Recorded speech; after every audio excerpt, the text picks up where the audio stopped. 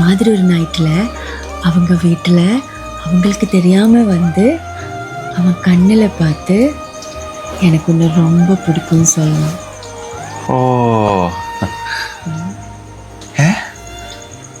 അല്ല താൻ ഇവിടെ എതുക്ക് ഒന്നും പറയല്ലേ, ഒരു തവണ കൂടെ ഒന്ന് പറയൂ. எனக்கு உன்னை ரொம்ப பிடிக்கும், லவ் பண்ணுறேன்.